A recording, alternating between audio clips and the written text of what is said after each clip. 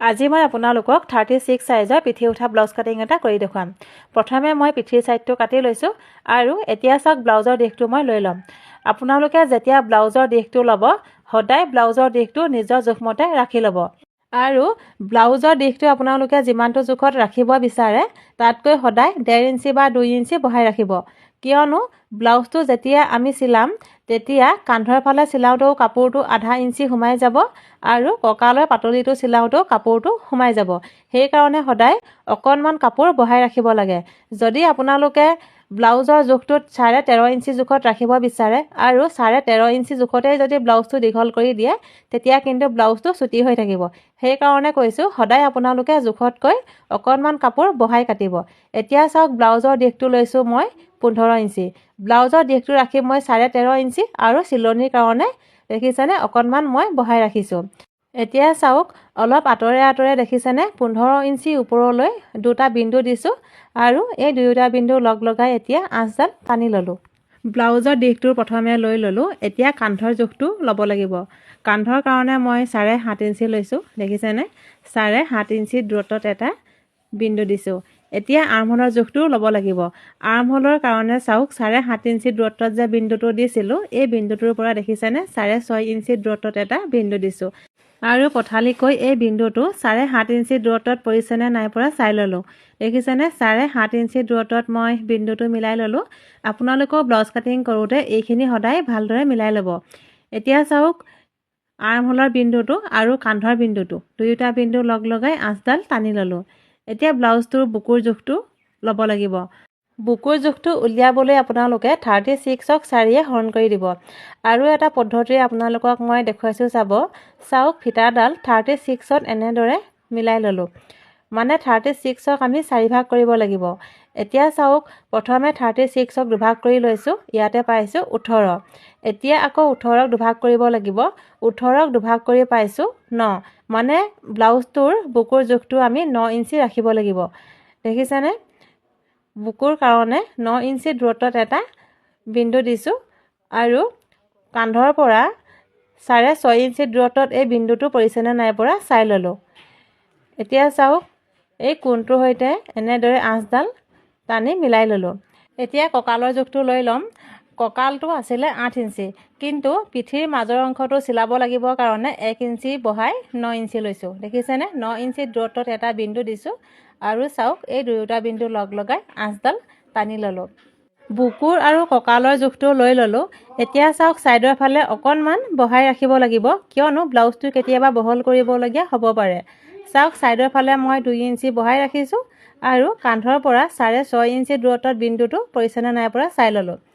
এতিয়া দেখিছেনে এই বিন্দুটোৰ পৰা আঁচডাল টানি এনেকৈ মিলাই ল'লোঁ আৰু চাওক কঁকালৰ ফালেও 2 ইঞ্চি বঢ়াই ৰাখিছোঁ। যদি ব্লাউজটো আমি একেবাৰে মূৰে মূৰে চিলাই দিওঁ তেতিয়া হয়তো কাপোৰটো ওলাই যাবও পাৰে। সেইকাৰণে ছাইডৰ ফালে সদায় অকণমান কাপোৰ বঢ়াই ৰাখিব লাগে।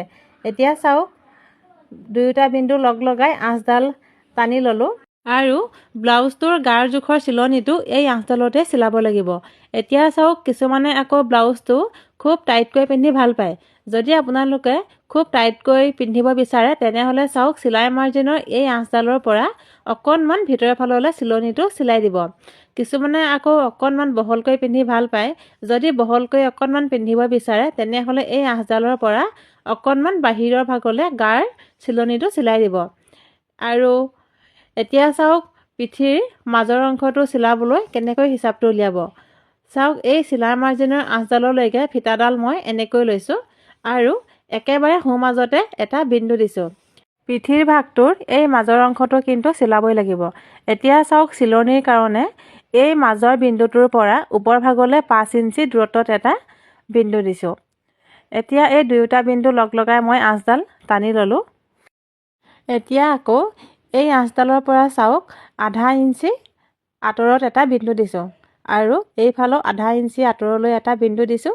এতিয়া চাওক ওপৰৰ পৰা দেখিছেনে বিন্দুটোৰ সৈতে মিলাই কোণীয়াকৈ আঁচডাল টানি ল'লোঁ। এইফালেও বিন্দুটোৰ সৈতে মিলাই চাওক কোণীয়াকৈ আঁচডাল টানি ল'লোঁ আৰু পিঠিৰ মাজৰ অংশৰ চিলনিটো ইয়াতে আপোনালোকে চিলাব লাগিব।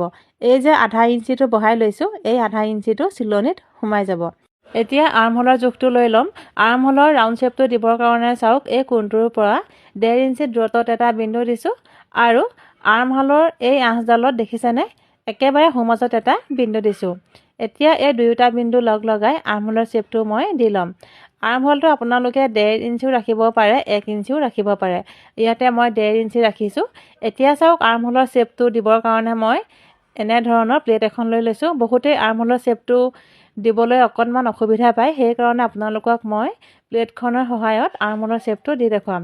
দেখিছেনে দুয়োটা বিন্দুৰ সৈতে প্লেটখন মই সমান জোখত এনেদৰে মিলাই লৈছোঁ। আপোনালোকেও যদি আৰ্মহোলৰ শ্বেপটো দিবলৈ অসুবিধা পায় তেনেহ'লে এনেকুৱা ধৰণৰ এখন প্লেট ল'ব আৰু প্লেটখনৰ সহায়ত আৰ্মহোলৰ শ্বেপটো ধুনীয়াকৈ দিব পাৰিব। চাওক এনেদৰে সমান জোখত মিলাই ল'ব আৰু আৰ্মহোলৰ শ্বেপটো মই এনেদৰে দি ল'লোঁ।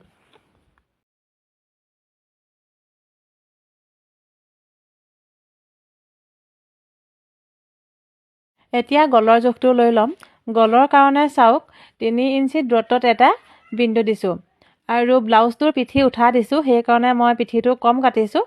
চাওক কান্ধৰ পৰা দেখিছেনে 1.5 ইঞ্চি দূৰত্বত এটা বিন্দু দিছোঁ আৰু এনেদৰে বক্স আকাৰত বনাই ল'লোঁ। 1.5 ইঞ্চিতকৈ আপোনালোকে অকণমান বেছিও কাটিব পাৰে, কোনো কথা নাই। দেখিছেনে এনেদৰে বক্স এটা মই বনাই ল'লোঁ আৰু পিঠিৰ ৰাউণ্ড শ্বেপটো দি ল'লোঁ। কান্ধৰ ফাললৈ চাওক অকণমান ডাউন কৰি আঁচডাল টানি ল'লোঁ। দেখিছেনে আৰ্মহোল ছাইডটোৰ ফালে অকণমান ডাউন কৰি আঁচডাল টানি ল'লোঁ। বহুতৰে ব্লাউজৰ দিশটো লওঁতে খেলি মেলি হয়, আপোনালোকৰ যাতে কোনো ধৰণৰ খেলি মেলি নহয় আকৌ এবাৰ মই ব্লাউজৰ দিশটোৰ বিষয়ে বুজাই দিছোঁ চাব। চাওক ব্লাউজটো ৰাখিব লাগিব মই 13.5 ইঞ্চি জোখত দীঘলকৈ ৰাখিব লাগিব। দেখিছেনে কান্ধৰ পৰা 13.5 ইঞ্চি জোখত মই এটা বিন্দু দিছোঁ। চাওক এতিয়া এই দুয়োটা বিন্দু লগ লগাই আঁচডাল টানি ল'লোঁ আৰু এই যে বাঢ়ি থকাখিনি দেখিছেনে এই বাঢ়ি থকাখিনি চিলনিত সোমাই যাব। কান্ধটো যেতিয়া চিলাম তাতো আধা ইঞ্চি সোমাই যাব আৰু বাকীখিনি কঁকালৰ পাতলিটো যেতিয়া চিলাম তাতে সোমাই যাব। সেইকাৰণে কৈছোঁ আপোনালোকক সদায় ব্লাউজৰ দিশটো জোখতকৈ অলপ বেছি ৰাখিব। ব্লাউজটোৰ পিঠিৰ ছাইডটোৰ জোখমাখখিনি কৰি হৈ গ'ল। এতিয়া মই ব্লাউজটো কাটি ল'ম। আপোনালোকে যাতে কথাখিনি ভালদৰে বুজি পায় সেয়েহে মই ভিডিঅ'বিলাক ভাগ ভাগ কৰি দেখুৱাম আৰু বাকীখিনি কেনেকৈ কাটিলোঁ পাছৰটো ভিডিঅ'ত মই আপোনালোকলৈ আগবঢ়াম। আৰু আজিৰ ভিডিঅ'টো চাই কেনেকুৱা পালে আপোনালোকে মোক কমেণ্ট এটা কৰি জনাব আৰু যদি চাই ভাল পায় বা শিকিবলগীয়া বুলি ভাবে তেনেহ'লে ভিডিঅ'টো শ্বেয়াৰ কৰি দিব। পিঠিৰ ছাইডটো কাটি হৈ গ'ল। আকৌ কৈছোঁ যদি আপোনালোকে অকণমান বেছিকৈ পিঠিটো কটা বিচাৰে তেনেহ'লে চাওক কাটিব পাৰিব। দেখিছেনে এনেদৰে আপোনালোকে ৰাউণ্ড শ্বেপ এটা দি ল'ব আৰু কাটি ল'ব। দেখিছে নহয় পিঠিৰ ছাইডটো কাটি মোৰ হৈ গ'ল। পিঠিৰ ভাগটো কাটি ল'লোঁ। এতিয়া সন্মুখৰ ভাগটো কাটি ল'ম। সন্মুখৰ ভাগটো কাটিবলৈ পিঠিৰ ছাইডটোতকৈ সন্মুখৰ ভাগটো অকণমান দীঘলকৈ ৰাখিব লাগিব। চাওক পিঠিৰ ছাইডটো মই দিশটো ৰাখিছিলোঁ 15 ইঞ্চি। এতিয়া সন্মুখৰ ভাগটোৰ দিশটো ৰাখিব লাগিব 16 ইঞ্চি, কিয়নো বেল্টৰ কাৰণে কাপোৰ অকণমান বেছিকৈ লাগে, সেইকাৰণে 1 ইঞ্চি বঢ়াই লৈছোঁ। আপোনালোকেও বেল্টৰ কাৰণে সদায় কাপোৰ অকণমান বঢ়াই ৰাখিব।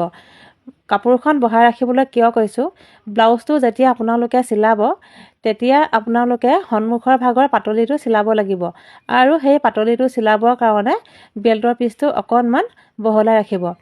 এতিয়া চাওক কাগজখনত মই পিঠিৰ শ্বেপটো যেনেদৰে আছে ঠিক তেনেদৰে ইয়াতে মই পিঠিৰ শ্বেপটো আঁকি ল'লোঁ। শ্বেপটো আঁকি হোৱাৰ পাছত প্ৰথমে মই আৰ্মহোলৰ জোখটো লৈ লৈছোঁ। আৰ্মহোল আছিলে 6.5 ইঞ্চি আৰু চাওক বহলকৈ 7.5 ইঞ্চি দূৰত্বত এই বিন্দুটো পৰিছেনে নাই পৰা চাই ল'লোঁ।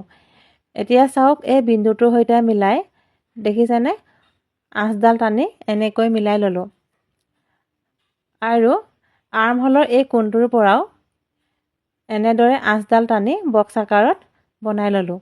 এতিয়া আৰ্মহোলৰ শ্বেপটো দিব লাগিব।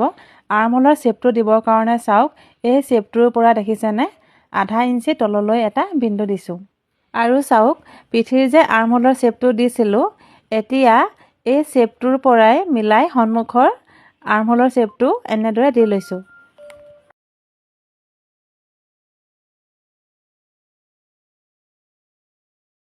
আৰ্মহোলৰ শ্বেপটো মিলাই ল'লোঁ।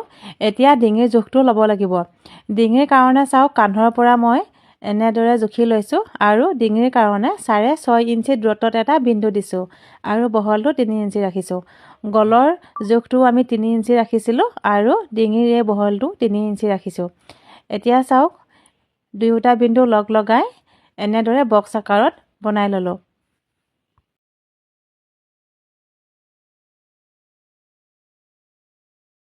ডিঙিৰ জোখটো লৈ ল'লোঁ। এতিয়া ডিঙিৰ ৰাউণ্ড শ্বেপটো মই দি লৈছোঁ। ডিঙিৰ ৰাউণ্ড শ্বেপটো দি ল'লোঁ। এতিয়া বেল্টৰ পিচটো কাটিব লাগিব।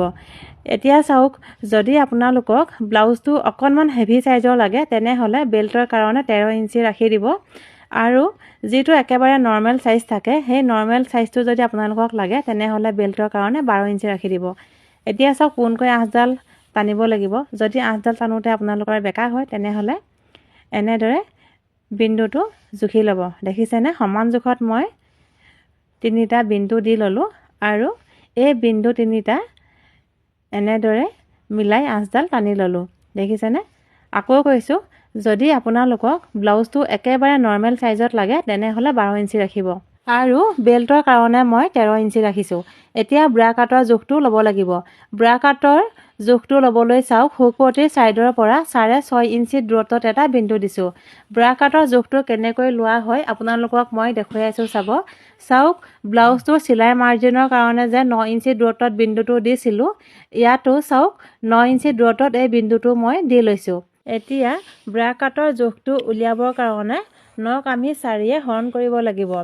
আৰু এটা সহজ পদ্ধতিৰে আপোনালোকক মই ব্ৰা কাটৰ জোখটো উলিয়াই দেখাইছোঁ চাব। চাওক ফিটাডাল মই নট এনেদৰে মিলাই ল'লোঁ। মানে আমি নখ এতিয়া 4 ভাগ কৰিব লাগিব। প্ৰথমে নখ দুভাগ কৰি লৈছোঁ। নখ দুভাগ কৰি ইয়াতে পাইছোঁ আমি 4.5। আকৌ 4.5ক দুভাগ কৰি লৈছোঁ। 4.5ক দুভাগ কৰি ইয়াতে পাইছোঁ চাওক 2.2। দেখিছেনে? এতিয়া ব্ৰা কাটৰ জোখটো 2.2 ল'ব লাগিব। 2.2টো এতিয়া আমি ক'ৰ পৰা ল'ম? চাওক চিলাই মাৰ্জিনৰ কাৰণে যে 9 ইঞ্চি দূৰত্বত এই বিন্দুটো দিছিলোঁ। দেখিছেনে? 9 ইঞ্চি দূৰত্বৰ এই বিন্দুটোৰ পৰা চাওক 2.2ত এটা বিন্দু দিছোঁ। দেখিছেনে? আৰু আপোনালোকক যদি ব্ৰা কাটটো অকণমান সৰুকৈ লাগে তেনেহ'লে সৰুকৈ কাটিব পাৰিব আৰু ব্ৰা কাটটো যদি সৰুকৈ কাটে তেনেহ'লে শুকপটিৰ ছাইডৰ পৰা যে মই 6.5 ইঞ্চি দূৰত্বত বিন্দুটো দিছিলোঁ এই বিন্দুটোৰ পোনতে আপোনালোকে ব্ৰা কাটটো কাটি ল'ব। আৰু চাওক চিলাই মাৰ্জিনৰ আঁচডালৰ পৰা এই বিন্দুটো 2.5 ইঞ্চি দূৰত্বত পৰিছে। দেখিছেনে? যদি আপোনালোকে চিলাই মাৰ্জিনৰ আঁচডালৰ পৰা জোখে তেনেহ'লে 2.5 ইঞ্চি ৰাখিব আৰু শুকপটিৰ ছাইডৰ পৰা জোখিলে 6.5 ইঞ্চি ৰাখিব। এতিয়া চাওক আৰ্মহোলৰ এই কোণটোৰ পৰা 2.5 ইঞ্চি দূৰত্বত এটা বিন্দু দিছোঁ আৰু ডিঙিৰ ফাললৈ চাওক এই কোণটোৰ পৰা 1 ইঞ্চি ওপৰলৈ এটা বিন্দু দিছোঁ। এতিয়া বিন্দুকেইটা মিলাই ব্ৰা কাটৰ শ্বেপটো দিব লাগিব। ব্ৰা কাটৰ শ্বেপটো দিবলৈ যদি আপোনালোকে অসুবিধা পায় তেনেহ'লে চাওক এনেদৰে আঁচ এডাল টানি ল'ব আৰু এই আঁচডালৰ পোনতে ব্ৰা কাটটো মিলাই ল'ব। আকৌ কৈছোঁ আপোনালোকক যদি ব্ৰা কাটটো অকণমান সৰুকৈ লাগে তেনেহ'লে সৰু কৰি কাটিব পাৰিব। ব্ৰা কাটটো মই ইয়াতে অকণমান ডাঙৰকৈ কাটিম। সেইকাৰণে চিলাই মাৰ্জিনৰ আঁচডালৰ পৰা যে মই 2.2ত বিন্দুটো দিছিলোঁ সেই বিন্দুটোৰ পোনতে ব্ৰা কাটটো কাটি লৈছোঁ।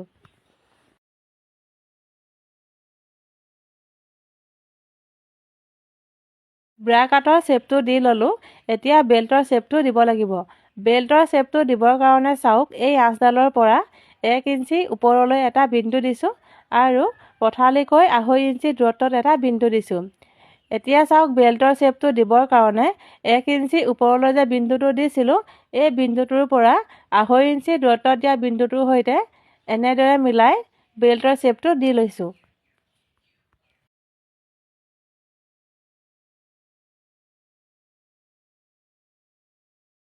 এতিয়া ব্ৰা কাটৰ ছেকেণ্ড পাৰ্টটো কাটিব লাগিব। ছেকেণ্ড পাৰ্টটো কাটিবৰ কাৰণে চাওক ব্ৰা কাটৰ একেবাৰে সোঁমাজত এটা বিন্দু দিছোঁ। দেখিছেনে? ফিটাডাল এনেকৈ ল'ব আৰু একেবাৰে সোঁমাজত এটা বিন্দু দিব। চাওক একেবাৰে সোঁমাজত এটা বিন্দু দি লৈছোঁ আৰু এই বিন্দুটোৰ পৰা ওপৰ ভাগলৈ চাওক 2.5 ইঞ্চি দূৰত্বত এটা বিন্দু দিছোঁ আৰু ছাইডৰ ফালে দেখিছেনে 3 ইঞ্চি ওপৰলৈ এটা বিন্দু দিছোঁ আৰু এইফালেও 3 ইঞ্চি ওপৰলৈ এটা বিন্দু দিছোঁ। এতিয়া এই আটাইকেইটা বিন্দু লগ লগাই শ্বেপ এটা মই দি ল'ম। বিন্দুকেইটা মিলাই শ্বেপটো দি ল'লোঁ আৰু সন্মুখৰ ভাগটোৰ জোখমাখখিনি কৰি হৈ গ'ল। এতিয়া সন্মুখৰ ভাগটো কাটি ল'ম। সন্মুখৰ ভাগটো কাটি ল'লোঁ। এতিয়া ব্ৰা কাটটো আৰু ব্ৰা কাটৰ ছেকেণ্ড পাৰ্টটো কাটিব লাগিব। এতিয়া চাওক ব্ৰা কাটটো আৰু ব্ৰা কাটৰ ছেকেণ্ড পাৰ্টটো কেনেকৈ কাটিম। প্ৰথমে মই ব্ৰা কাটটো কাটি ল'ম। ব্ৰা কাটটো এতিয়া ডাঙৰকৈ কাটিব লাগিব। আৰু চাওক ডাঙৰকৈ কাটিবৰ কাৰণে ব্ৰা কাটৰ শ্বেপটো মই কাগজখনত এনেদৰে আঁকি লৈছোঁ। এতিয়া চাওক ব্ৰা কাটটোৰ ওপৰ ভাগলৈ এই কোণটোৰ পৰা 0.7ত এটা বিন্দু দিছোঁ। মানে 0.7 বহাই লৈছোঁ আৰু এইফালেও 0.7 বহাই লৈছোঁ। দেখিছেনে 0.7ত এটা বিন্দু দিছোঁ। আৰু চাওক এই ৰাউণ্ড শ্বেপটোৰ পৰা বিন্দুটোলৈকে শ্বেপটো এনেদৰে মিলাই লৈছোঁ। এতিয়া চাওক শুকপতিৰ ছাইডৰ ফালে এই কোণটোৰ পৰা আধা ইঞ্চি দূৰত্বত এটা বিন্দু দিছোঁ আৰু তলৰ ভাগলৈ 1 ইঞ্চি দূৰত্বত এটা বিন্দু দিছোঁ। আৰু চাওক এই বিন্দুটোৰ পৰা ব্ৰা কাটৰ শ্বেপটো এনেদৰে মিলাই লৈছোঁ। এই ছাইডৰ ফালে চাওক অকণমান ওপৰৰ পৰা দেখিছেনে ইয়াৰ পৰা আঁচডাল টানি ব্ৰা কাটৰ শ্বেপটো মিলাই ল'লোঁ। আৰু ওপৰ ভাগলৈ চাওক আধা ইঞ্চি দূৰত্বত যে বিন্দুটো দিছিলোঁ এই বিন্দুটোৰ পৰাও ৰাউণ্ড শ্বেপটো এনেদৰে মিলাই ল'লোঁ। এতিয়া আকৌ চাওক ওপৰৰ পৰা দেখিছেনে তলৰ বিন্দুটোলৈকে আঁচডাল টানি এনেদৰে মিলাই ল'লোঁ। আৰু এতিয়া এই চাইডে ব্ৰা কাটৰ শ্বেপটো মই দি ল'ম। ব্ৰা কাটৰ শ্বেপটো দিবলৈ চাওক এনেদৰে মই ফুট ফুট কৰি শ্বেপটো মিলাই ল'লোঁ। দেখিছেনে ব্ৰা কাটৰ শ্বেপটো দিওঁতে অকণমান সাৱধানে দিব যাতে ব্ৰা কাটৰ শ্বেপটো ধুনীয়া হয়, সেইখিনি কথা মন কৰিব। আৰু চাওক ব্ৰা কাটৰ শ্বেপটো মই দি ল'লোঁ। এতিয়া কি কৰিব চাওক ব্ৰা কাটটো এনেদৰে জুখি ল'ব আৰু একেবাৰে সোঁমাজত এটা বিন্দু দিব। আকৌ চাওক এই সোঁমাজৰ বিন্দুটোৰ পৰা 1 ইঞ্চি তললৈ এটা বিন্দু দিব। আৰু শুকপতিৰ ছাইডৰ ফালে চাওক এই কোণটোৰ পৰা 1 ইঞ্চি তললৈ এটা বিন্দু দিব। এতিয়া এই বিন্দুকেইটা লগ লগাই ব্ৰা কাটৰ শ্বেপটো দি ল'ম। শ্বেপটো দিয়াৰ আগতে চাওক এই বিন্দুটোৰ সৈতে মিলাই আঁচডাল টানি ল'লোঁ। এতিয়া এই কোণটোৰ পৰা এনেদৰে ফুট ফুট কৰি শ্বেপটো দি ল'ব।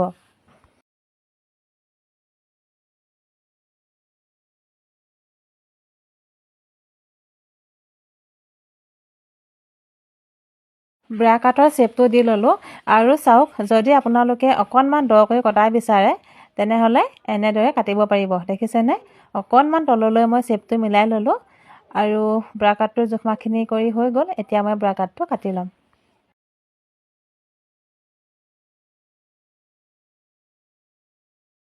ব্ৰা কাটটো কাটি ল'লোঁ। এতিয়া ব্ৰা কাটৰ ছেকেণ্ড পাৰ্টটো কাটিব লাগিব। ছেকেণ্ড পাৰ্টটো কাটিবৰ কাৰণে ব্ৰা কাটটো জুখি লৈছোঁ আৰু ইয়াতে পাইছোঁ 8.7। এতিয়া চাওক 8.7 ইঞ্চি দূৰত্বত দুফালে দুটা বিন্দু দিছোঁ আৰু ওপৰ ভাগলৈ 3.5 ইঞ্চি ওপৰলৈ এটা বিন্দু দিছোঁ আৰু এইফালেও 3.5 ইঞ্চি ওপৰলৈ এটা বিন্দু দিছোঁ। এতিয়া এই আটাইকেইটা বিন্দু লগ লগাই বক্স আকাৰত বনাই লৈছোঁ।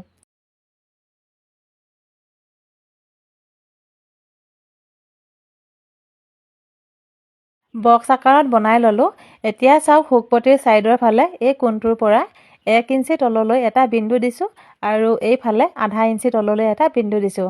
এতিয়া চাওক ব্ৰা কাটটোৰ সহায়ত ছেকেণ্ড পাৰ্টৰ শ্বেপটো মই দি ল'ম।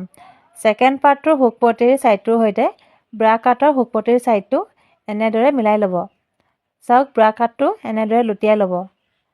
এনেদৰে লুটিয়াই লৈ ছেকেণ্ড পাৰ্টটোৰ শুকপতিৰ ছাইডৰ ফালে ব্ৰা কাটটোৰ শুকপতিৰ ছাইডটো এনেদৰে মিলাই ল'ব আৰু চাওক ব্ৰা কাটৰ শ্বেপটো এনেদৰে আঁকি ল'ব। আৰু দেখিছেনে ছেকেণ্ড পাৰ্টটোৰ শ্বেপটো মই এনেদৰে আঁকি ল'লোঁ। এতিয়া মই ছেকেণ্ড পাৰ্টটো কাটি ল'ম।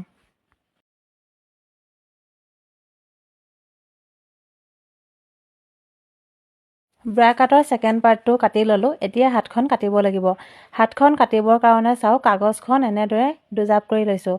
দুজাপ কৰোঁতে যে কাগজখনৰ এই বন্ধ ছাইডটো দেখিছে এই বন্ধ ছাইডটো নিজৰ গা ফালে দি লৈছোঁ। দেখিছেনে কাগজখন এনেদৰে দুজাপ কৰি ল'ব আৰু কাগজখনৰ বন্ধ ছাইডটো নিজৰ গাৰ ফালে এনেদৰে দি ল'ব। এতিয়া চাওক আৰ্মহোলটো মই জুখি ল'ম। আৰ্মহোলটো জোখাৰ আগতে চাওক আধা ইঞ্চি তললৈ এটা বিন্দু দিছোঁ। এই আধা ইঞ্চিটো মই জোখা নাই কিয়নো এই আধা ইঞ্চিটো চিলনিত সোমাই যাব। সেইকাৰণে চাওক আধা ইঞ্চিটোৰ পৰা জুখি লৈছোঁ আৰু ইয়াতে পাইছোঁ মই 8। দেখিছেনে এতিয়া কাগজখনৰ বন্ধ ছাইডটোৰ পৰা 8 ইঞ্চি দূৰত্বত এটা বিন্দু দিছোঁ। এতিয়া হাতখনৰ দিশটো লৈ ল'ম। হাতখন আপোনালোকে কিমানটো জোখত দীঘল ৰাখে নিজৰ মতে ৰাখিব পাৰিব। ইয়াতে মই হাতখনৰ দিশটো ৰাখিছোঁ 11.5 ইঞ্চি। 10 ইঞ্চি জোখত হাতখন দীঘল কৰি ৰাখিম। চিলনিত সোমাবৰ কাৰণে অকণমান মই বেছিকৈ লৈছোঁ। দেখিছেনে?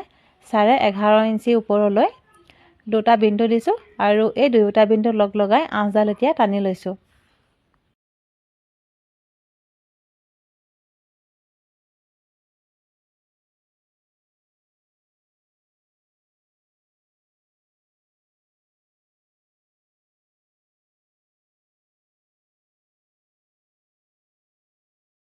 আৰু চাওক আৰ্মহোলটো জুখি যে 8 ইঞ্চি পাইছিলোঁ, সেই 8 ইঞ্চিটো ইয়াতে এতিয়া ল'ব লাগিব। চাওক কাগজখনৰ বন্ধ ছাইডটোৰ পৰা 8 ইঞ্চি দূৰত্বত এটা বিন্দু দিছোঁ আৰু ইয়াতে হাতখনৰ চিলনিটো বহিব। আৰু চাওক এই বিন্দুটোৰ পৰা 2 ইঞ্চি বহাই লৈছোঁ। দেখিছেনে? 2 ইঞ্চি দূৰত্বত এটা বিন্দু দিছোঁ। এতিয়া চাওক হাতখনৰ শ্বেপটো দিব লাগিব। হাতখনৰ শ্বেপটো দিবৰ কাৰণে চাওক এই বন্ধ ছাইডটোৰ পৰা 2 ইঞ্চি দূৰত্বত এটা বিন্দু দিছোঁ আৰু এই বিন্দুটোৰ পৰা দেখিছেনে হাতখনৰ শ্বেপটো মই দি লৈছোঁ। প্ৰথমে মই হাতখনৰ বেক ছাইডৰ শ্বেপটো দি লৈছোঁ। এই বিন্দুটোৰ সৈতে শ্বেপটো এনেদৰে মিলাই দিব। দেখিছেনে? হাতখনৰ শ্বেপটো মিলাই ল'লোঁ। এতিয়া চাওক হাতখন আপোনালোকক কিমানটো জোখত বহল লাগে বা কিমানটো জোখত ঠেক লাগে সেইটো নিজৰ জোখমতে লৈ ল'ব। ইয়াতে চাওক হাতখনৰ বহলটো ৰাখিছোঁ মই 5 ইঞ্চি আৰু এই যে 8 ইঞ্চি দূৰত্বত বিন্দুটো দিছিলোঁ, এই বিন্দুটোৰ পৰা দেখিছেনে এনেদৰে আঁচডাল টানি ল'লোঁ আৰু ইয়াতে হাতখনৰ চিলনিটো বহিব। আৰু মই এই আঁচডালৰ পৰা 1.5 ইঞ্চি বহাই লৈছোঁ। আকৌ কৈছোঁ, আপোনালোকক হাতখন কিমানটো জোখত বহল লাগে জোখটো নিজৰ হিচাপমতে লৈ ল'ব। আৰু চাওক দুয়োটা বিন্দু লগ লগাই আঁচডাল টানি ল'লোঁ। এতিয়া হাতখনৰ সন্মুখৰ শ্বেপটো দিব লাগিব। সন্মুখৰ শ্বেপটো দিবৰ কাৰণে চাওক এই বন্ধ ছাইডটোৰ পৰা 1 ইঞ্চি দূৰত্বত এটা বিন্দু দিছোঁ আৰু এই বিন্দুটোৰ পৰা দেখিছেনে শ্বেপটো মই মিলাই লৈছোঁ। এনেদৰে আপোনালোকে ফুট ফুট কৰি শ্বেপটো দি ল'ব আৰু এই আঁচডালৰ সৈতে এনেদৰে শ্বেপটো মিলাই ল'ব। দেখিছেনে হাতখনৰ শ্বেপটো মই দি ল'লোঁ আৰু হাতখনৰ জোখমাখখিনি কৰি মোৰ হৈ গ'ল। এতিয়া মই হাতখন কাটি ল'ম।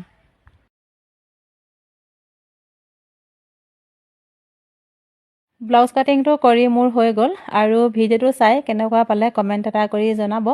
যদি চাই ভাল পায় তেনেহ'লে সকলোৰে মাজত ভিডিঅ'টো শ্বেয়াৰ কৰি দিব।